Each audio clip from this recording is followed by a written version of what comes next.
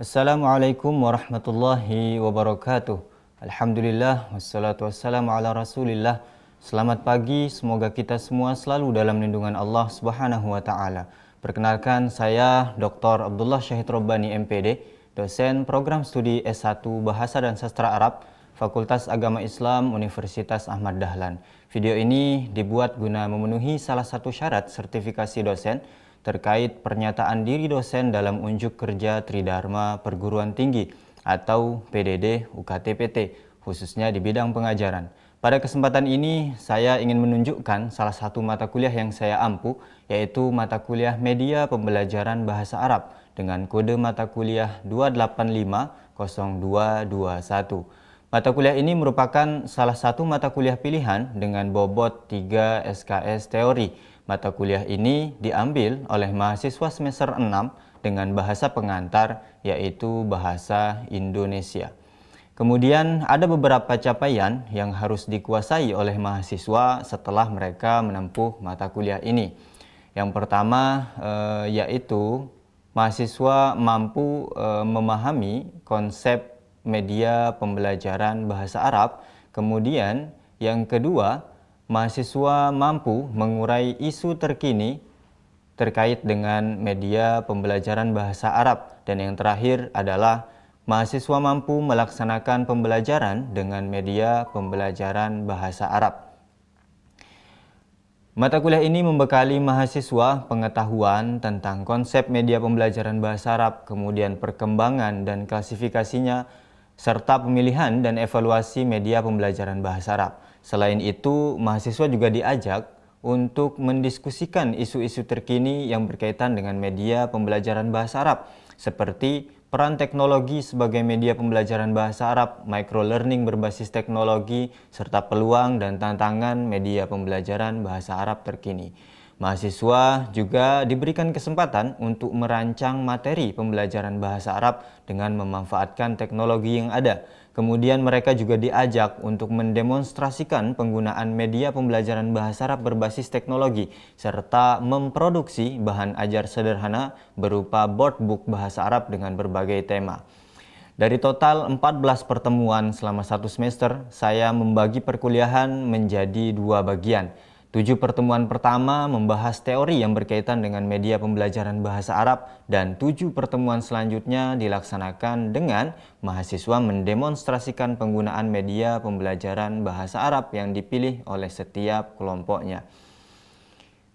Kemudian metode pembelajaran yang digunakan pada mata kuliah ini terdiri dari yang pertama yaitu metode brainstorming, kemudian metode diskusi, kemudian metode tanya jawab, kemudian metode demonstrasi, dan yang terakhir adalah metode project based learning.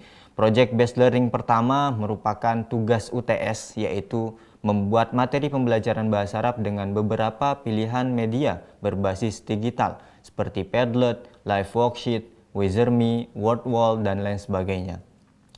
Project based learning yang kedua itu dilaksanakan saat UAS, yaitu menyusun board book bahasa Arab dengan berbagai tema sesuai dengan pilihan setiap kelompok mahasiswa.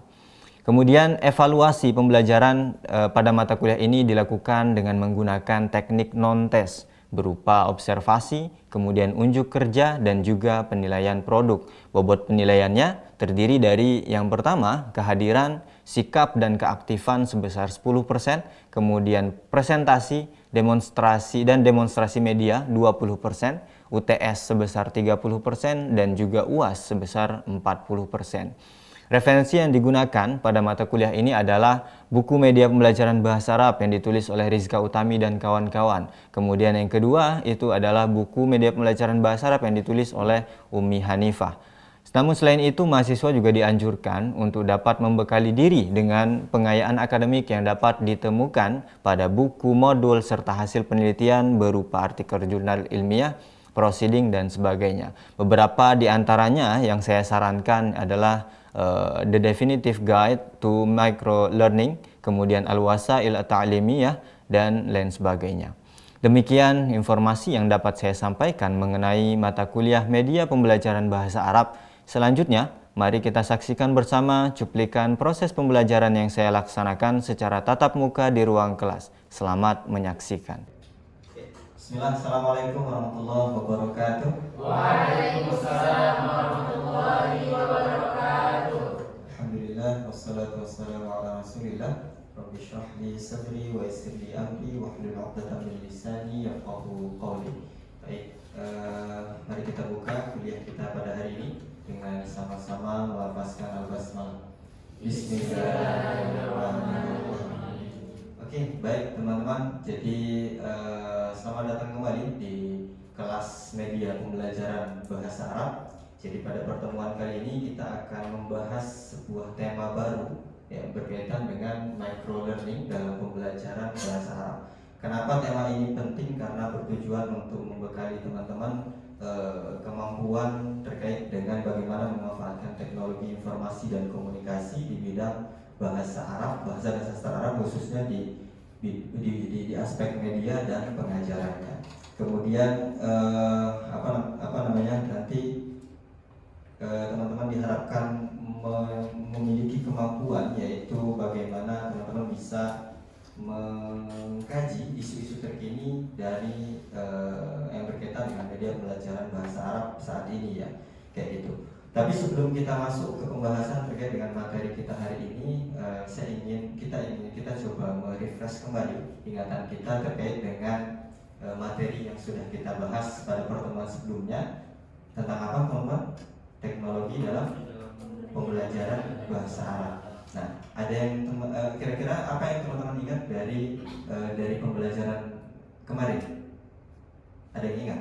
Yang pertama, atau ini saja saya tanya, kira-kira apa saja hal-hal yang perlu kita perhatikan ketika kita ingin menggunakan teknologi dalam pembelajaran bahasa Arab? Siapa yang tahu? Siapa yang ingat? Materi. Oke, materi. Self-efficacy. Aksi atau akses. Kemudian literasi digital. Oke, literasi digital. Jadi tadi ada apa yang pertama?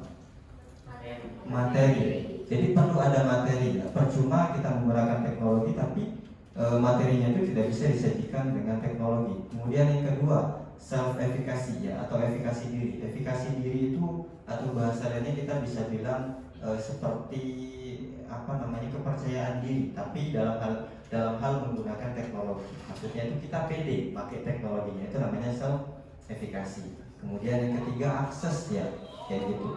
Nah, akses itu maksudnya itu ya punya device-nya, kemudian punya jaringan untuk mengaksesnya, kayak gitu. Kemudian yang terakhir tadi, literasi digital. Literasi digital itu berkaitan dengan kemampuan kita menggunakan teknologi itu. Dan dua hal tadi, antara literasi digital dengan self-efficacy, itu saling berkaitan. Kenapa? Karena kalau kita punya literasi digital, kita akan punya kepercayaan diri yang lebih ketika kita akan memanfaatkan teknologi di dalam kelas. Begitu juga sebaliknya, kalau kita nggak punya kemampuan teknologi, ya nanti ketika kita mau coba menggunakan di dalam kelas, kita akan ragu-ragu, biasanya kayak gitu.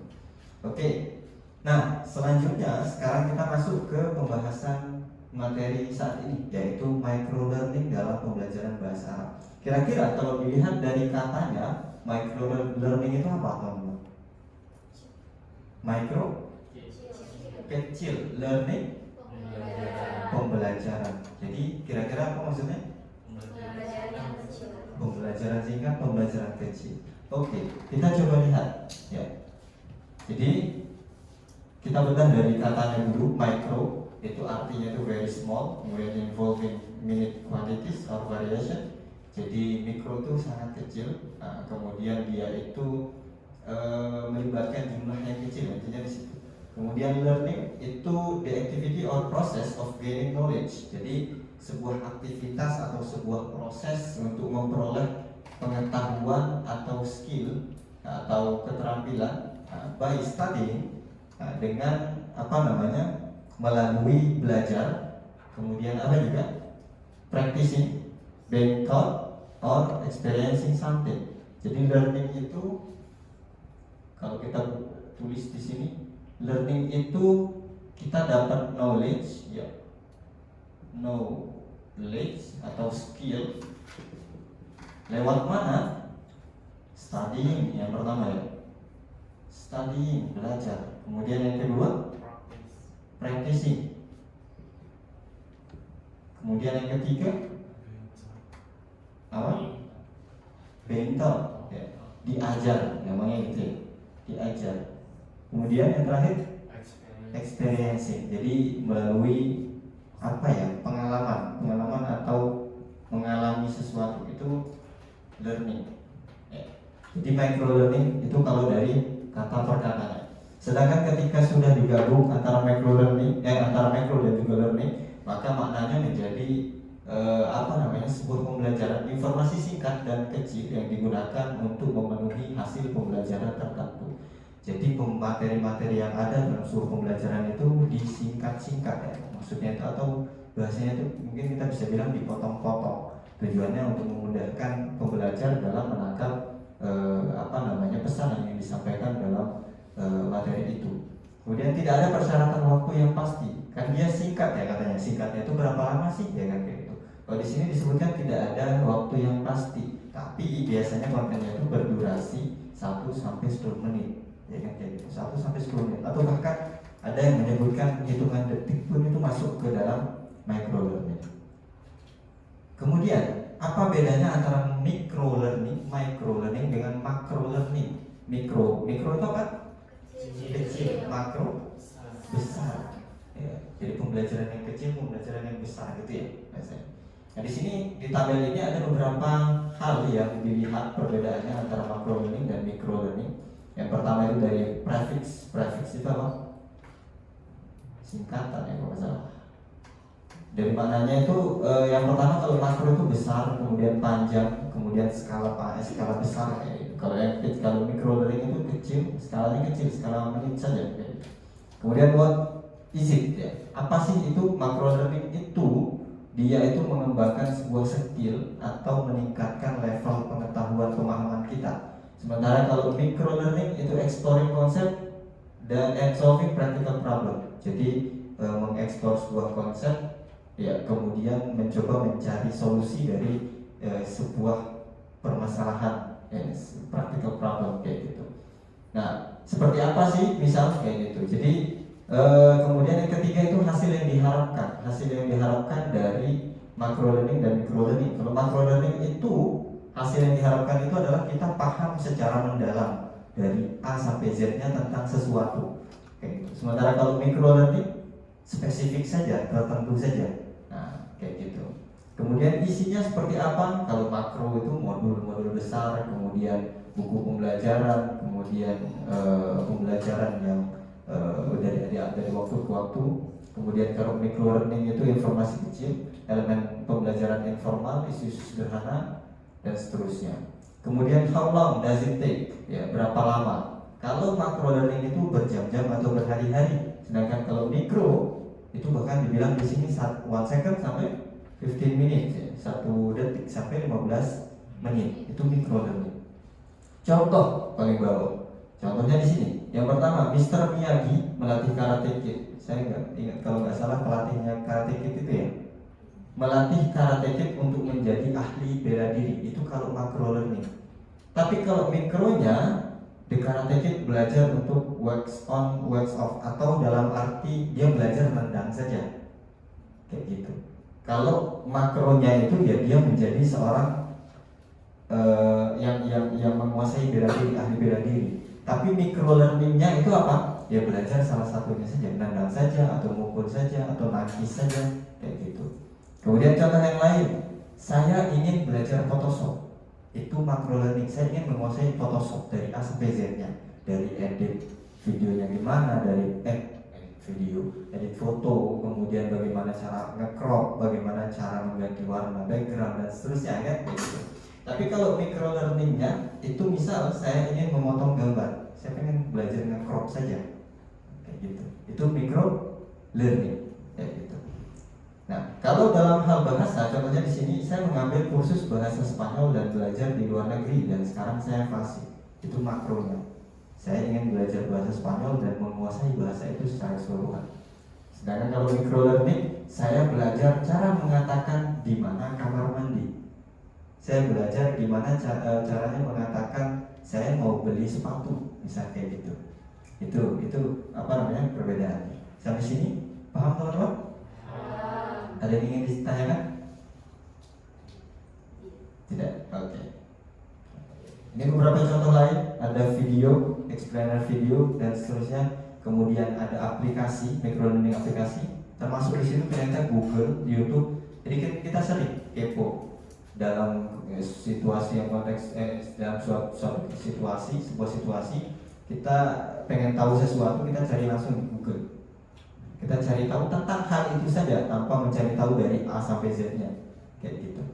Kemudian yang ketiga itu ada micro challenge dan game. Nah, misal kuis dan seterusnya. Kemudian ada infografis, itu juga ternyata masuk micro learning. Infografis itu kan dia disampaikan secara singkat tapi isinya itu padat ya, kayak gitu. Kemudian sosial media juga bisa menjadi salah satu sarana untuk melaksanakan micro learning ini. Kenapa perlu micro learning? Ada 3 alasan paling tidak. Yang pertama itu global reach, kemudian people prefer video and learning is better, kemudian yang ketiga itu learning easier with official component. Jadi yang pertama karena jangkauannya luas, kemudian yang kedua itu orang lebih suka dengan visual, terutama video atau gambar, ya enggak? Kayak gitu. Ibaratnya kalau misal saya membuat PPT, kalau tulisan doang dibanding dengan PPT yang paling tidak ada gambarnya satu seperti ini, pasti benefitnya akan beda ya, kayak gitu.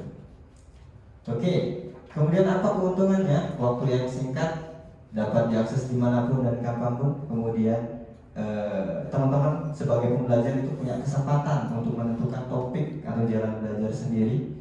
Kemudian konten yang relevan atau bisa dipersonalisasi. Ini sama dengan yang ketiga tadi. Nah, sekarang saya pengen teman-teman boleh buka HP-nya, coba di scan.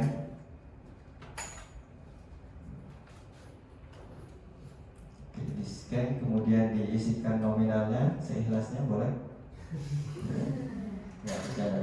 Jadi itu nanti akan muncul, teman-teman akan diarahkan ke Mentimeter. Oke. Nah, menurut teman-teman, di situ teman-teman boleh langsung jawab. Kira-kira apa tantangan dari micro learning kalau misal kita ingin menerapkan micro learning sekarang?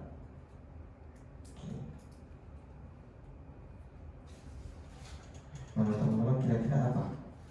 Boleh ditulis. Apa kira-kira? Jadi kan micro learning itu kita bisa pakai, kita bisa laksanakan lewat seperti tadi Google, atau kita belajar lewat YouTube, atau bisa lewat medsos. Kira-kira apa tantangannya kalau misal micro learning kita lakukan atau kita terapkan dari hal-hal tadi kayak gitu. Tulis di sini tadi di Mentimeter itu biar kita bisa baca langsung bareng-bareng. Oke, yang pertama, konten yang bisa memberi pengaruh buruk. Oke. Kira-kira seperti apa? Konten yang bisa memberi pengaruh buruk, betul. Jadi saking banyaknya konten, terutama kalau di medsos ya, kayak gitu. Ada yang negatif dan ada yang positif, kayak gitu. Jadi konten micro learning yang berkaitan dengan edukasi pembelajaran itu seringkali harus balapan ya bahasanya gitu, dengan konten-konten yang memberi pengaruh negatif atau bahkan ya cuma sekedar sampah saja kayak gitu. Apalagi kira-kira teman-teman?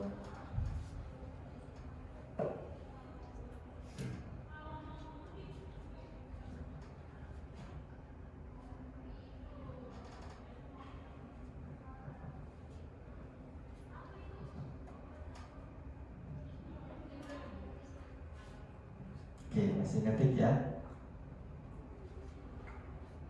Menjadikan orang menyukai hal-hal instan dan tidak mau berusaha. Oke, ya masuk juga. Menjadikan orang menyukai hal-hal instan dan tidak mau berusaha. Jangkauan akses bagi daerah yang kekurangan internet ya. Betul sekali. Kalau misal micro learning di laksanakan menggunakan teknologi, terutama yang membutuhkan jaringan internet kan perlu sekali ya. Jadi tidak penyetaraannya itu agak susah. Kemudian konsisten ya, konsisten kecil-kecil tapi konsisten ya, betul, itu menjadi tantangannya ya. Kemudian pembelajaran yang singkat memberikan informasi yang tidak tuntas. That's it. Oke. Anak-anak memungkinkan membuka konten yang negatif. Iya, betul. Oke, karena kebebasan tadi, jadi ada resiko di situ ya. Kemudian terkadang membuat para mahasiswa sulit untuk konsentrasi dalam pembelajarannya. Betul. Karena terbiasa dengan konten-konten singkat yang sedikit-sedikit, yang potongan-potongan, ketika ingin mencari yang panjang susah ya. Oke. Terima kasih. Next, kita lanjutkan. Challenge-nya apa? Nah, di sini saya tuliskan ada 4. Yang pertama itu sharing personalized content, jadi mempersonalisasi konten itu salah satu tantangannya. Kemudian yang kedua updating content, kalau kita sebagai konten kreatornya kan tadi ya harus konten edukasi yang berbasis microlearning yang kalau kita buat lewat medsos itu kan saingannya dengan konten-konten yang entah itu negatif atau tidak ada artinya ya kan, kayak gitu, atau konten-konten sampah itu saingannya aja. Bagaimana kita bisa berlomba dengan itu semua, ibaratnya kita menggeser mereka. Atau sebagai user kita perlu juga kita perlu membuat personalisasi diri sehingga yang tampil di beranda kita itu yang positif-positif saja, yang mengandung pembelajaran. Kemudian yang ketiga digital literasi, ini sudah tadi kita bahas, dan juga brand growth. Brand growth itu apa? Pembusukan otak ya. Karena konten-konten sampah yang ada di sosial media. Jadi memang microlearning ini banyak diterapkan sekarang ini di medsos ya. Jadi enaknya memang seperti itu. Kita bisa belajar follow satu akun setiap hari, itu kita misal buka malam akunnya satu postingan, kemudian satu postingan, nanti kita akan belajar paling tidak kan satu hari satu pengetahuan dari setiap postingannya, kayak gitu. Kurang lebih seperti itu. Oke, sebelum kita akhiri, ada yang ingin ditanyakan teman-teman, silakan. Oke, silakan. Kan microlearning itu belajar secara singkat. Apakah microlearning ini kemudian berdampak pada pemahaman yang dangkal? Oke, apakah kemudian microlearning itu berdampak pada pemahaman yang dangkal? Iya, itu salah satu tantangannya juga. Jadi makanya kita perlu mengimbangi antara microlearning dan juga macrolearning. Jadi bukan berarti ketika kita mengkaji microlearning kemudian kita belajar yang kecil-kecil saja, nggak usah memperdalam, baca satu buku penuh, kemudian belajar di kelas, belajar secara formal dan seterusnya, bukan berarti seperti itu. Tapi kita perlu mengimbangi antara microlearning dan juga macrolearning itu. Jadi kita nggak cuma dapat luarnya saja, tapi kita dapat pemahaman sampai mendalam. Oke, itu ya. Oke. Selanjutnya, oke. Izin bertanya, bagaimana kita menghindari konten sampah di media sosial dan fokus pada konten yang mengandung edukasi?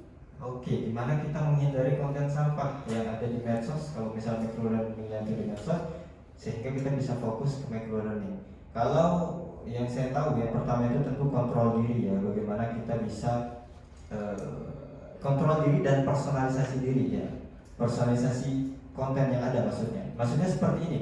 Jadi kalau kita bisa membiasakan pagi itu membuka konten-konten A tentang edukasi, entah itu konten-konten terkait dengan bahasa Arab ya kan, atau akun-akun bahasa Arab, nanti algoritma yang ada di medsos itu akan mengikuti itu ya kan. Jadi seperti itu. Kalau kita biasa buka tentang video bola jam 10 malam, nanti kita ulang 3 hari seterusnya atau beberapa hari seterusnya, nanti seterusnya akan muncul seperti itu, ya kan? Kayak gitu. Nah itu yang kita manfaatkan. Jadi bagaimana kita memanfaatkan algoritma itu, kemudian kita mengontrol diri kita bagaimana biar carinya yang positif saja, kayak gitu, yang ada muatan pengetahuannya, kayak gitu. Oke, ada lagi teman-teman? Oke, cukup? Oke, saya rasa itu teman-teman. Kemudian nanti saya minta untuk pertemuan selanjutnya teman-teman mencoba mencari akun-akun medsos yang kita bisa jadikan, kita bisa follow sebagai salah satu upaya kita melakukan micro learning. Kemudian teman-teman bisa mencoba mengamati kira-kira apa yang dia sajikan dan bagaimana dia menyajikan konten micro learning itu. Oke. Jadi itu kita akhiri pertemuan kita pada hari ini dengan sama-sama membaca hamdalah dan doa kafaratul majlis. Alhamdulillahirabbil alamin. Subhanakallahumma wa bihamdika asyhadu an la ilaha illa anta astaghfiruka wa atubu ilaik. Oke, terima kasih. Saya akhiri. Assalamualaikum warahmatullahi wabarakatuh.